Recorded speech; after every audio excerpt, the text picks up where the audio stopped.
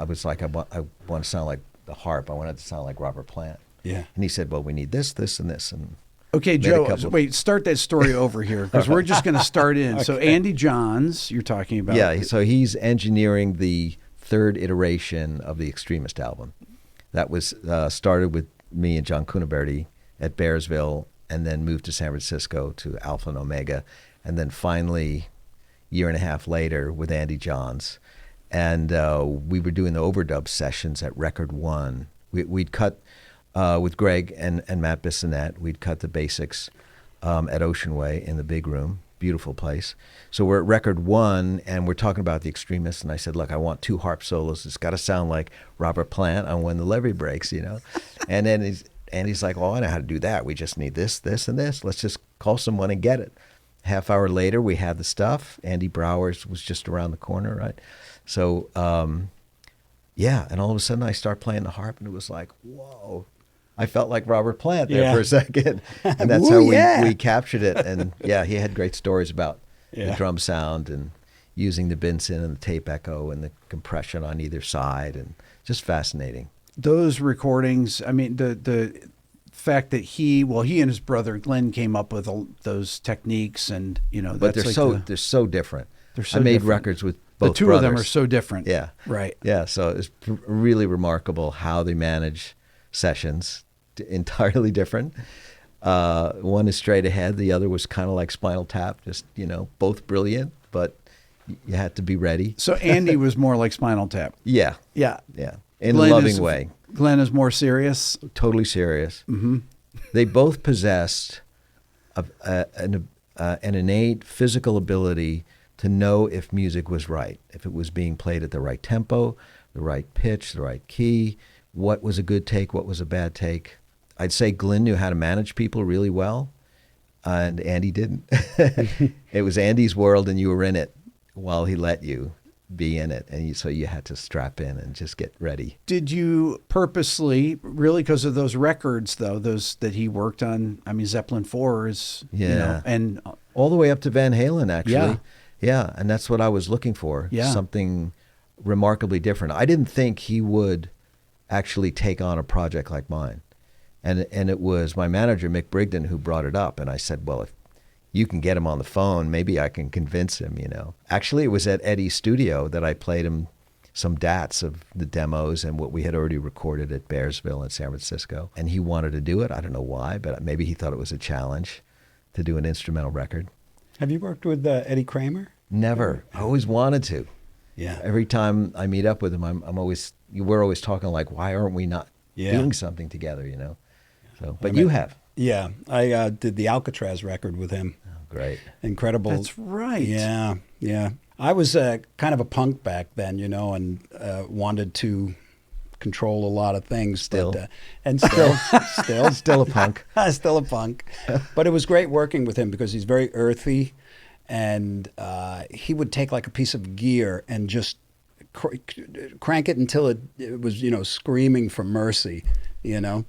And great instincts, great live rock and roll capturing moment instincts. And that's what was really helpful for me, because before that it was, you know, kind of all over the place. How did you guys change the way you captured your guitar sounds from the 80s to now, for example? Is there anything different that you've gotten from people that you've worked with that you say, oh, I like to do this now? Do you guys record DIs all the time with your guitar sounds now, if you want to? Yeah, I do. Okay. Yeah, I do now. That sort of came a little later, you know, where that became more common. But the miking technique that I use, I learned from Eddie Kramer. Okay. And it's 3 mics. It's usually a 57, 421, and like a Beyer 150. Okay.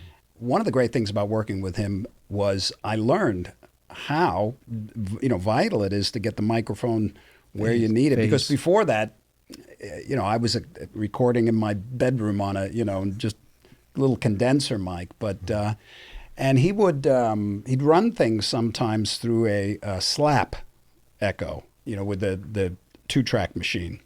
I've got a great story. There was this one song called Desert Diamond, and the solo section, I had this idea. And the idea was I was going to write, and I was explaining this to Eddie, I'm going to write the guitar solo out, and then I'm going to orchestrated for 15 guitars. I'm going to write the melody, and then I'm going to write it out backwards, and I'm going to record this whole thing backwards, and then fly it down to 2 tracks, and then fly it into. And he's like, "No, you're not." And I'm thinking, okay. I actually started to. This is a great story. I actually started to sneak into the studio at night.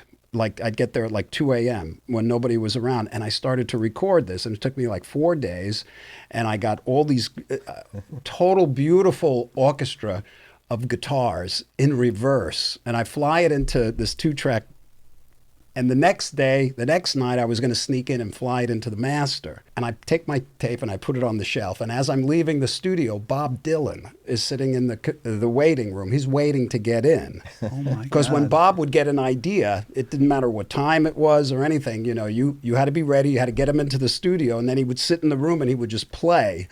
So, and he liked slap echo. So what happened was, when you make slap echo from a piece of 2-track, you run the tape, you record it on the record head, and it gets played back on the repro head, but you have to change the pitch, the speed of the tape. So the tape's running, a little slower, and you get this slapback, and you only record on one channel of the 2 channels. So I guess they needed a piece of tape, and there's my beautiful stereo guitar backwards orchestra, and they grab it, and they're using that for slap for Bob Dylan. And I get in there the next day, that night, and I sneak in the studio, and I'm going to take the tape, and I'm going to fly it in. Half of it is half of my backwards guitar orchestra, and the rest, because I had to bring it back to speed, is a Munchkin Bob Dylan just going, hey, hey, hey. And I still have that tape someplace. That is amazing. The stories of tape, right? Yeah, yeah. Oh, the world, yeah. I'd like to take a second to talk to you about this channel. Believe it or not, 57% of the people that watch here regularly are not subscribed. So I would encourage you to hit the subscribe button now. This will help me get even more of my dream guests in the future. Thank you. When did you guys stop using tape? There was a transition. It would have been in Late 90s? Late 96, 97. We were doing Crystal Planet, and we were recording as a live trio to tape, and then we would pick all the best takes, put it into Pro Tools, and do the comping in Pro Tools, and then put it back to tape and mix from the tape. So that was the last album where I think tape was involved in capturing the band playing. And then it was, digital. We tried a couple of records, mixing in the box, and didn't really like it. I think we did digital tape. We did, what was it? Was it the Mitsubishi? Or was it Sony that came out? The Sony 3348. That was the I think it first was. one. Yeah. Then there was the Atari. I think we did a live album that was on that. It could have been even prior to that. When did that machine come out? Mid-90s? Could it? No, it was earlier. It was in the 80s, I think. So Late then 80s. that means that the Time Machine Live was done on those machines. And then I think we transferred them. I don't know why. Bob, snobbish, when I talked to attitude. Bob Clearmountain, he said that he would transfer it over to the to those machines. Instead of locking up, a lot of mix engineers started doing this in the 90s. They transfer the 48-track analog to the 48-track digital, so you wouldn't have to have the tracks sync up. Yeah. And they would mix off that. Chris Lord-Alge did that. Bob Clearmountain did that. A lot of people, Brendan O'Brien, they would mix off those machines. It made it a lot easier to do. Yeah. It was digital tape at first. Yeah. And I remember because Frank Zappa got the Sony, and he transferred his entire catalog to it. And I just wasn't really quite convinced, of the sound. I was kind of like a little stubborn about the whole digital thing. And I actually bought one of the Atari machines, 32-track digital, and I never used it because I had a little equipment rental company. Okay. And I put it in there, and it did great because everybody wanted it, but there was just something about it. And then when it transitioned into, digital, like a computer, I was a little resistant. I actually purchased the second to last Studer 24-track machine that they made. Alan Sides purchased the last one. And I had this incredible 3M.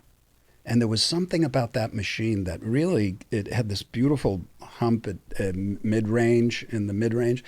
And the first time I recorded a record in the box was Real Illusions. Mm-hmm.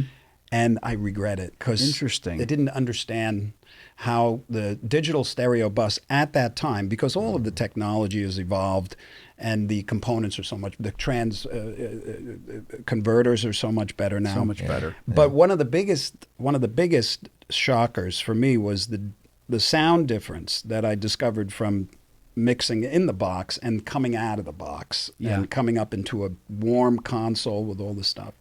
But once you get into that digital editing realm, there's no turning back. Yeah, so how has that changed? Had you had Pro Tools back in the 80s, would the records have gone faster? Yes, right? Or no? Maybe no. Would they be That different? is a good question. Would they be different? How different would they be?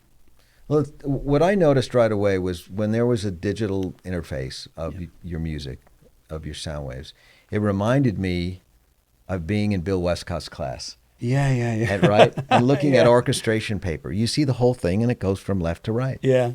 That's how we were taught to think about music. Yeah. We were all of theory, everything, figured bass, choral music, cantatas, symphonies. We were all taught by Bill on the orchestration paper. And so I started with Logic and then moved to Pro Tools, and I thought, well, this is great. This is just like I'm a kid in high school again, and I can see everything and where it's going. The sound part, I was never much of an engineer. I wasn't as interested when I was writing a song with what it was going to sound like. I was more interested with the notes and the harmony and everything. So that's why I loved it. Maybe because I had all those choices and there was no destructive editing, that it took longer. I'm not sure. I would agree that it was with analog. You push the button, there you have it. You're done. You're done. And with the digital, it seems like it would go much quicker. But when you have all those options to tweak and edit, another whole creative, part of the brain opens up, and you can get lost. It's like a den of iniquity.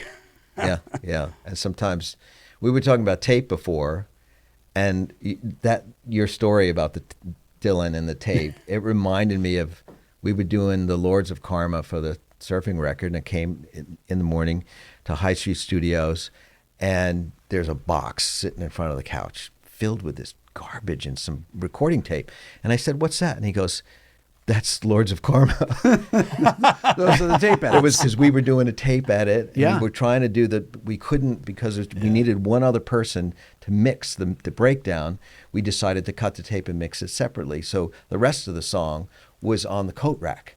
And there was a note that said, "Do not touch." And the cleaner doesn't read English. And we hadn't thought about that. So they saw this mess on the coat rack and they just dumped it. And John was able to find it in the dumpster in the alleyway behind. Oh, my God. And we had to clean it and we put it back on because we couldn't afford to recut anything. Right. Yeah. So that's what wound up on the record was this. That's anyway, great. So had it been digital, we would have had backups that would have been on the cloud, whatever. There would have been no destructive funny bits. And I think we lost like a hemi-demi semiquaver somewhere in there with the razor blade. The song kind of gets a bit peppy there right after the breakdown. It's hard to believe that razor blades and things like that were used in recording to cut. Oh yeah, I remember the first time. I was always fascinated with the engineering process. I loved the idea of getting in there and seeing what EQ can do and all this, but I didn't quite understand editing because I never had an experience. And I was with Frank, and I had just started working with Frank, and I was in the studio and I was watching him, and he mixed this one section of a song, and then he stopped the tape.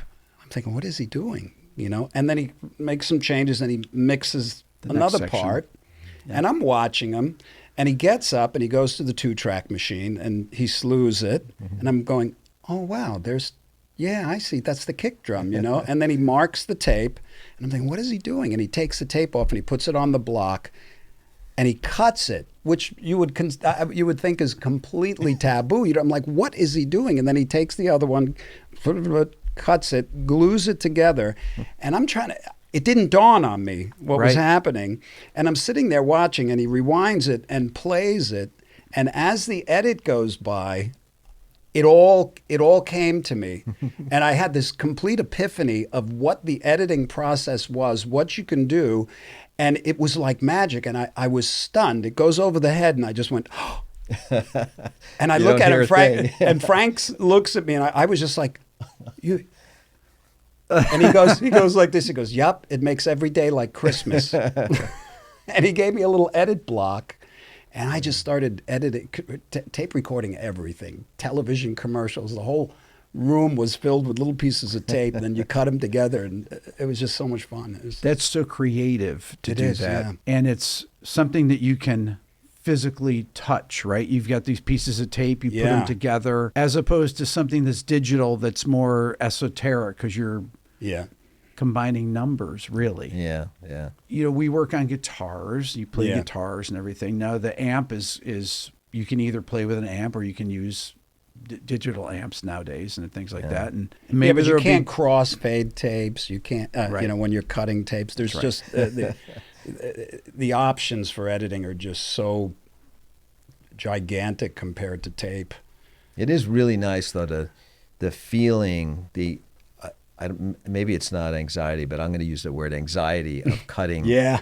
a 2-inch piece of Yeah. tape committing. to get to Yeah. committing to a performance, saying, you know, and we were talking about The Extremist. After the guitar solo, there's a break.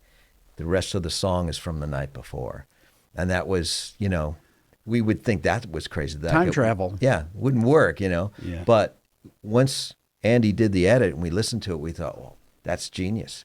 We did play that part better last night for some reason. Yeah. And it just, the feeling of it made the song more interesting as it went along. But yeah, the commitment. Andy was king of that. Cut everything up. I think we had 80 to 100 reels of tape for the Extremist album. Wow. It was insane. And he had it like in his brain, you know, he'd be calling out numbers. Give me 44. Where's 44? I want it right now, you know. Oh man. Having a drink, Yeah. coming up there. Yeah. Wouldn't even be looking. You know what I mean? Like, where's the razor blade? You know, that kind of thing. Cigarette was a- smoke. Oh my guy. God, he cut so many pieces of tape over his lifetime. Yeah. There He was knew a what guy, he was doing. There was a guy that worked at Capitol Records in the basement, and he edited forever. And I went down there, and this guy would cut the tape on the fly with a pair of scissors. I watched him do it because I had just made Flexible, and if you watch the master tape of Flexible, by edit, because I only had 8 tracks. Yeah. So I'd have to mix little tiny pieces and Yeah. cut them in. And I'm watching this guy, and I'm saying that's and he's been doing it for so long. The tape's going by, and just like that. And he got a pair of scissors, and he did it to 2 pieces of tape and cut them together. Oh my God. It was like a miracle. I couldn't believe it. Yeah. He was there for 35 years. Wow. You're doing something right. So you guys are out playing together Yeah. right now. And did you ever think back when you first met that in 2024 that you guys are going to be out touring together? I mean, does that ever just kind of blow your mind? The idea of 2024 Yeah. in 1972 was like a million years. I don't think Did you even think of the 2000s back then? Right? You can't No. even imagine that, right? No. I mean, the teenage brain is Yeah. for a guy is a work in progress. That's for sure. I think I can speak for myself and say I had faith, complete faith, that we were going to be superstars, rock stars, musicians. We were going to be playing amazing guitar, and nothing was going to stop us. I didn't know any of the details, had no idea of the hurdles, the problems, but I didn't think about it. I just was driven, and it was obvious when Steve came for lessons that there was no stopping him either. That's probably why we sort of synced up and became sort of brothers at that time, because unspoken recognition that it's going to happen, and we're just going to work as hard as we can every day to make it happen. But yeah, 2024. Yeah, it's so interesting you put it that way when you first mentioned it, because it actually rings a bell. We have no idea of the future. but don't know what's going to happen, but this is it. When you say that, I instinctually felt at that time, yeah, no, this is happening. Yeah. Game on, and we're going there. Yeah. I don't know, never verbalized it because it would sound crazy and pretentious. But something said, this is it for you, for your life. This is what you love. This is what you're going to do. You don't know where it's going to go, but I knew that something was brewing. What are the chances that you are from the same, that you... I'm still trying to figure that out. What are the chances? I mean, seriously.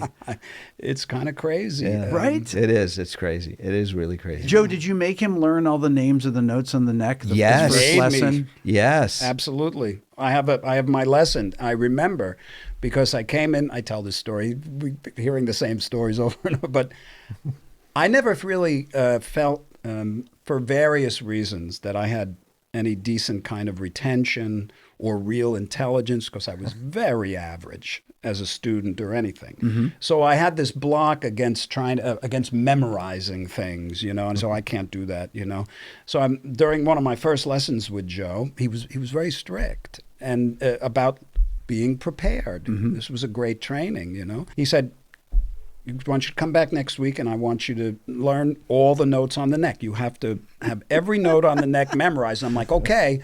And I remember leaving thinking, I'm not going to do that. I can't do that. What are all those notes? Is that how he was, Joe? Yes.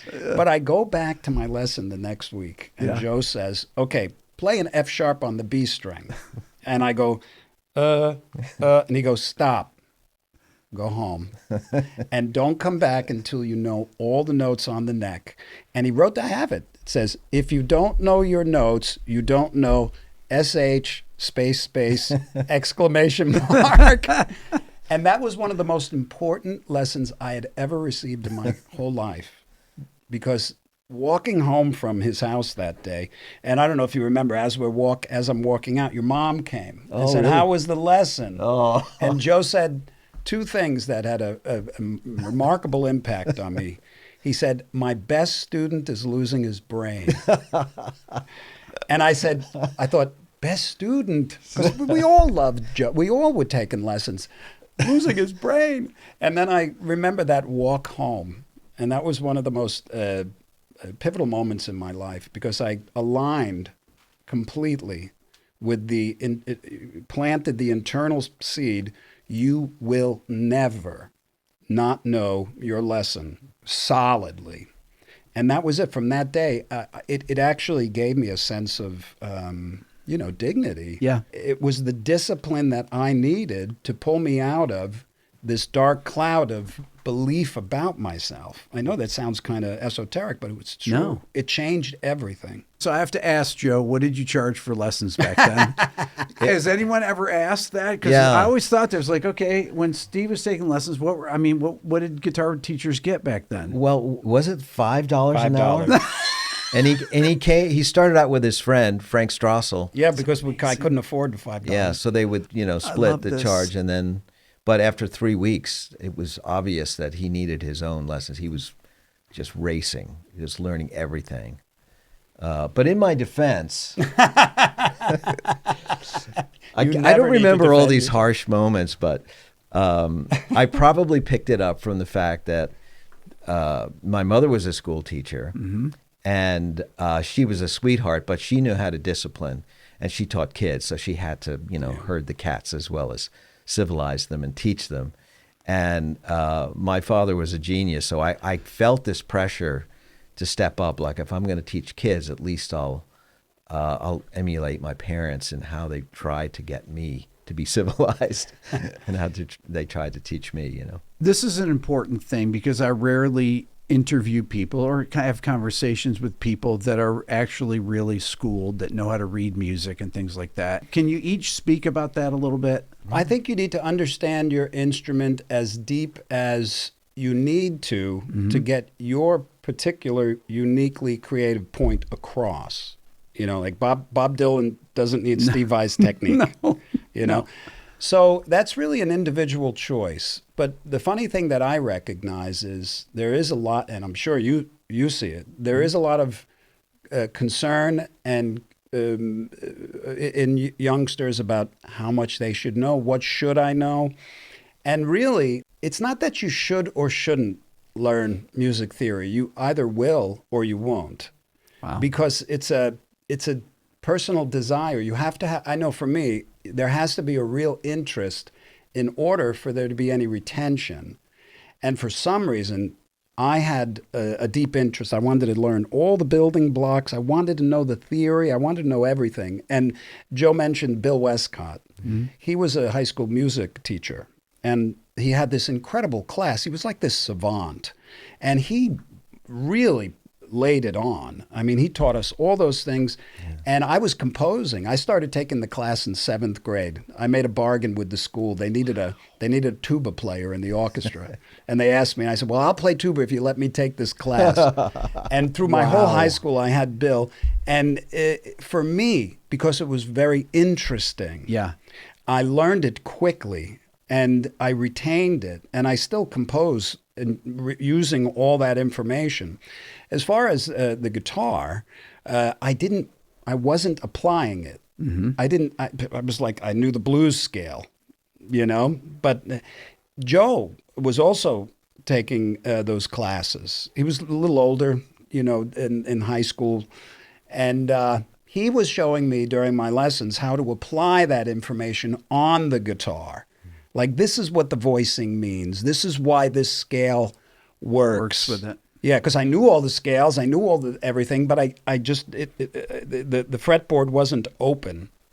Yeah, so I always say, if it's interesting to you, you'll find yourself learning it. What's necessary for you. But having said that, there's basics that would behoove you to learn. I tried to make the analogy when I was teaching. Writing or cooking, or if you're a carpenter, like if you're an apprentice carpenter and you're supposed to make a particular thing, do you want to know all the tools necessary to make that piece of furniture, let's say, or properly do a door jamb or something? You'd need to know that, because if you just go, screwdriver, wrench, you're not going to get very far. If you're a chef and all you know is sweet and savory, you're not going to get very far. If you're a poet, forget about it. Yeah. It's all about expression, so the vocabulary. What I noticed right away in teaching, even when I was really young, is that when you say, these are the rules, you use that word rule, already doors are closing inside the student's mind. Mm. So I started to say, there are no rules, it's just cause and effect. You play this note, you might get this reaction. If you're looking for a different reaction, then you might want to play a different note. Which one are you going to play? How do you know which note is the sad note, the kind of sad note, the melancholy, like happy but a little sad, happy but, not ecstatic, ecstatic, super happy, out of your mind happy, losing your mind, I'm going to explode happy. What are those notes? What are those scales? What are those chords? And those notes exist. They exist. They it's do. all in context. Yes. When we were doing this thing at your camp, and we started out this thing, and the question is always the same. Joe, do I need to learn this? Right away, this person's lazy. They've asked, they are looking for an excuse not to learn, not to study. They don't want to spend any time. So I said, okay, Steve's going to play this beautiful chord right now. And you played a really nice E chord, and I just played an F on the 13th fret on the E string. And I went, that was horrible, wasn't it? Well, what did everybody feel? That's a thing.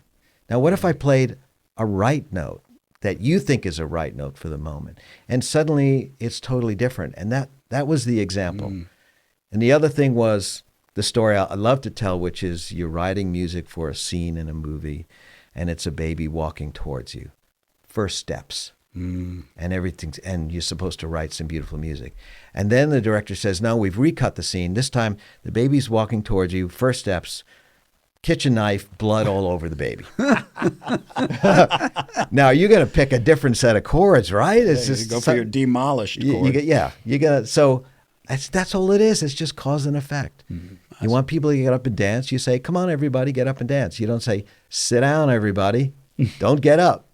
And music is the same way. You have to learn how to play the scale. So there's going to be some technical stuff you got to do, but you just have to listen to it. You don't have to play it fast. But you do have to understand when do I use Lydian to evoke that feeling that I want people to feel? And why not minor, harmonic minor, oriental scale, you know? So you have to, how are you going to learn that? Did you guys consciously try to develop, and because you really developed styles like the first time, did you ever think like, I got to come up with something new for this record because no one's done this before? You know, when I think back, you know, I would imagine that like Wes Montgomery felt the same pressure because there were so many amazing guitar players before him. And so Hendrix must have felt the same way when he heard Wes Montgomery around. He was a contemporary. Oh, yeah. You know, so Jeff Beck obviously did because he just kept going forward and just changing direction, didn't listen to anybody, and just kept breaking barriers and building new bridges. So I think it's, for me anyway, it's better just not to even engage in that and just to continually just be expressive about how you feel about life and what's happening. And, you know, the world does not owe me a career. So I don't get upset when when it dips, but I celebrate when it doesn't. Yeah. Well, I think inevitably, whenever a person decides to play an instrument and they start getting deep into it, their unique sensibilities just have to flow in somehow, unless they really fight it. And some people do. And it's basically out of fear of not being able to fit in because what they're doing just might seem too obtuse to them or something, and the rest of the world. And then there's people that love playing and they don't really want to have their own voice. They just want to play. When I reflect on me and how my kind of voice developed, it was very innocent. You know, I didn't feel like, okay, now you remember you're going to be a big rock star guitar player one day, so you have to be different. No, it was just the fun of discovering something that was not what I was hearing usually. Because I would listen to the blues, loved great blues, great rock, great jazz, classical, and I would tinker about with all that stuff. But I never felt good enough to be authentic at any of those things. I mean, if you hear me play the blues, you know, it's... And I tried, and every time I would do something that sounded conventional, and even the really good stuff, it didn't feel right. It never sounded as good as the guys that did it great. And it just felt weird to me. So I found myself just looking for, you know, obtuse things, you know. And once I'd find them, I would just exaggerate them, you know, just, okay, what is that? And how can I, you know, make it bigger? And this never ends. This is it's one of the highlights of playing an instrument like a guitar that is so malleable and changes with every touch, every angle of the pick and every amp and everything. You know, there's so much, there's infinite options. So I also feel that there will be, and there is, young people coming along that are doing that same thing. I mean, you have them all. I mean, you've Matteo, you know, you see the Tims, Tim Hensons and Scotty LePages. There is a very healthy evolution going on. And I think they're doing the same kind of thing. They're looking for what feels natural to them and then exaggerating it. But I do love when I come across something that I feel is relatively unique. Like, oh, you never played that before. And I haven't really heard that before. You know, let's unpack it. You know, that's fun. It's just fun. You know that. Oh, yeah. That's one of the great joys of playing, is the discovery of things within yourself you didn't know were there. So if I said to you, what is a perfect guitar solo from one of your guitar heroes, just anybody that you grew up listening to that you think, oh, this is a perfect guitar solo? God, so many. Yeah, there's so many. Oh, Hendrix... Machine Gun. Yeah, that's exactly in my mind right that's now. the greatest That's live the greatest performance live ever performance. On an electric guitar. That's hands down. It's the voice of God. I'd have to mention a favorite of mine is Alan Holdsworth, Red Alert from Believe It. Amazing. To me, that's, you could, you know, write a thesis on that. Just how he starts, where he goes with it, how bizarre it gets, and then how he ends it. I mean, how he finishes it is so elegant. It's so beautiful. Yeah. and you can't hear the pick. I Can't hear the Yeah, pick. I you remember can't hear the watching him pick. like this close, and I see that he's picking, but why Yeah, can't I you hear can't him? No, you guys both knew Alan, right? Yeah. And I released his records. yes, you did. That's right. So I've saw Alan play many times, and up close, but I could never tell what he was doing ever. I could never see where his fingers were, Yeah. and I could never hear his pick. Yeah.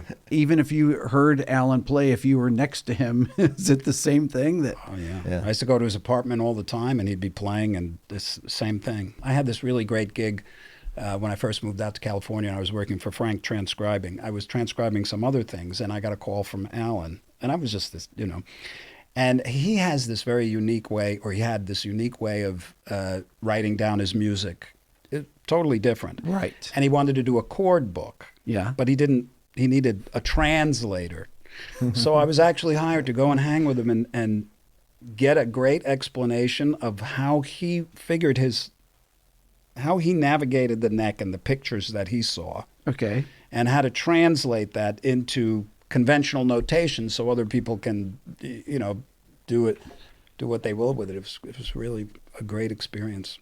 I've seen some of his chord charts in the way that he explained them, and they're Yeah. just very so fascinating. Yeah, very abstract, but he knew what how to kind of capture that stuff in his mind and see it on the guitar. And he improvised. Everything was all improvising. That's freakazoid stuff. So what do you guys, when you are out touring like this, do you tend to practice, or do you work anything out before, like during the tour when you're actually out traveling and do stuff? Do you only pick up the guitar at sound check, or when you come on the gig when you're touring?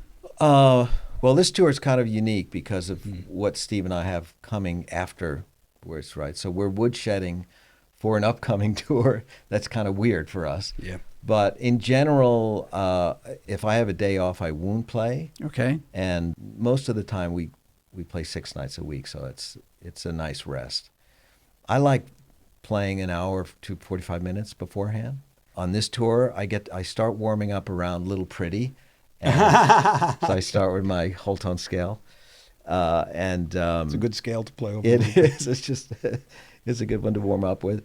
And so that's my routine. And I basically just go over all the stupid things I did the night before and go, why did you do that? And then try to figure out an easier way to finger something. And a lot of it has to do with the entertainment part of it, where you realize you need to run over there and do something, but you also have to play this part. Our instrumental gigs are rather unique. So we can't just hit a note and jump around and, we're never backing up somebody. You know what I mean? Yeah. We're always at the forefront. So there's a lot of stuff to go over. At the end of a gig, you go, this was good, screwed that up. I should work on that one, maybe try a different pickup, don't step on the pedal for this. And, so I go through all that. Do you take notes, or you just make mental notes of it? Yeah. What about you, Steve? Well, through the years, whenever Joe and I would play together, whether it was a G3 jam or a club jam, we'd know what song we were gonna play, and we'd learn it separately, and then occasionally we'd have sound checks for it. But through G3, we'd always have a little production rehearsal. And this tour was very similar, except now we have a new song that we recorded together. And that's really exciting, and we really didn't even need to work on it very much as far as rehearsing it, because you just you get prepared, and then you come in, and it was so glorious to finally play those melodies, to go deep. And this tour, for some reason, we are having just the richest and the deepest jams. Yeah. Yeah. It's like now we're in our 60s, and all the years of fun and great, and having multiple guitar players on the stage, which was great, but this is not that. This is I forget there's an audience, I'm just listening. It was like when we were kids again. Because really, about 4 or 5 years I took lessons on and off because Joe was moving to Japan for a while, and then, but the lessons, a lot of times turned into just these glorified jam sessions where we'd sit back to back. I remember once, at least, I know we used to go in the backyard under the tree that had the wind in it. And just back to back. And with these kids, I was like 13, 14, And it was all about listening, because we didn't see each other. Right. I highly recommend this to any guitar player because it's a different way of communicating. And I have never really had that since. Sure, little tastes here and there. But when you sit for somebody for 4, 5, 6 hours and all you have is your ear and an occasional giggle, right? And that's kind of what we're doing now again.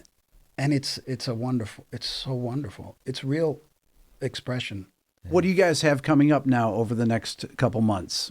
Well, the release of the single is imminent, right? Yep. Or it has happened as we time travel back and forth. And the song is about this place on the school grounds where we went, the Carr Place High School, the middle school, Rushmore, and Cherry Lane, the kindergarten where we all attended, and the place where we used to hang out very late at night after all sorts of trouble and let all of our emotions out and share our feelings with each other. It was called the Sea of Emotion, this little dip in the field, in the sports fields that were on the school grounds. I got the idea to write this song because I was thinking, well, if Steve and I are going to do a record, I'm going to need a theme. I'm going to need an emotional theme. I don't want to think about the record company coming up with ideas about what we might do and that kind of thing. So I thought, what is going to inspire us? What is going to be a true, honest emotion that can drive the rest of the record? And so for some reason, I thought of that, because that was something that we shared when we were that young. Wow. And so that's got the ball rolling. We got the song. We got 3 of them now, actually, part 1, part 2, part 3. Part 1 has got this crazy video by ZZ that's sort of pokes fun at our early 70s selves with a great cast of characters, all ZZ's friends, a lot of kids I've known since they were little kids too.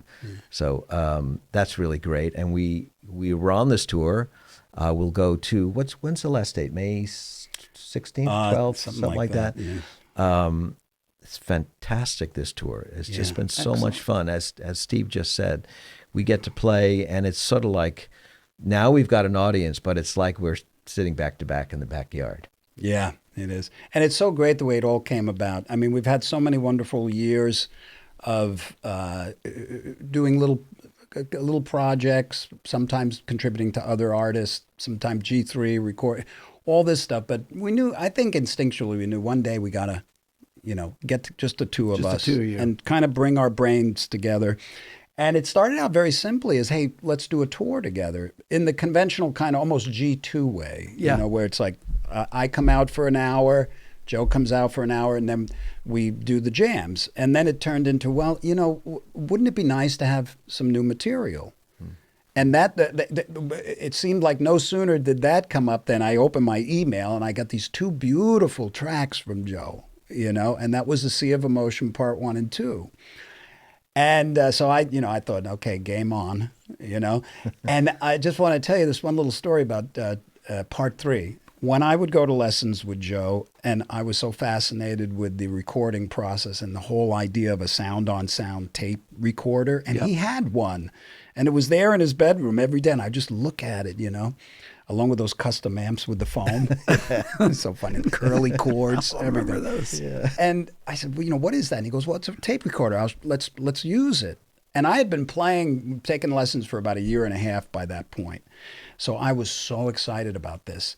And I guess we've discovered that it was, you showed me this riff, right? Yeah. And Joe was experimenting with chords underneath it. And we recorded it, and it's like probably 5-6 minutes long. And you can hear it. It's these 2 kids. I was like 13, and you must have been 15 or 16 or something. And it was a very difficult kind of a riff. Mm-hmm. About 10 years or 15 years after that, Joe sent me the reel-to-reel. At some point, I transferred it to digital. And after I received these 2 tracks from Joe, I thought, Where is that? what can we do with this? So I edited a little bit, and I kind of worked on a track, which turned into part 3. And then we were just like, okay, we have to, let's do it. So now it's just the ideas and the emails and it's just a whole different lease on recording and creating, because for me, I know 30 years of solo record tour, Right. maybe this gig over there, this gig over there, but never really had a partner that I could go that deep with musically. It's just such a thrill, and the excitement when we started just exchanging things. It's like, I was always like, well, is this okay? Is it? And Joe's like, no, just do your thing. Do it. I don't, do it. And I'm like, really? And so I'm sending stuff, and it's fantastic. It's really great. I can't wait for the fans to hear when we're done. We don't even know what it's going to be later, but it's going to be good. Well, this is a great story, the story of you two 50 growing up years. together, 50 years. I mean, it's really amazing. I really appreciate you guys coming by today, and I really look forward to hearing you guys play. I love fantastic. this place is fantastic. Yeah. Thank you. To finally actually be in it. Yeah. And your millions of viewers don't realize how wonderful it smells here. It smells like guitars and amps and pedals. It does. Which, if there was a cologne, I'd wear it. You know what I mean? There you go. I had a cologne called Sam Ash once. You should sell tickets just so people can. Yeah. Well, you do a great work, Rick. Thank you. It's Appreciate been it. great to see your whole thing explode, because it's really, it fills a void that's so needed for young guitar players that are so interested. Yeah, you're championing real music. It's fantastic. Well, Thank you. I once again thank you for being my first guest ever, Steve. My first interview pleasure. I ever did Wow. with Steve. Is that right? Yeah. In 2016. Wow. So Yeah. thank you for getting me started off right. Well, you're a musicologist. It was inevitable, because you have real interest. I mean, and the thing is it's, you do interviews. We do interviews all the time, but not so often does somebody really know what you do, what your potential is. They're interested in where you're going, and you're that guy for so many people. So Appreciate it. I'm the one. Bravo. I'll go down in history for being the first one on the Rick Beato show. Thanks, guys. Thank you. Thank you, Appreciate buddy. it. Thank you.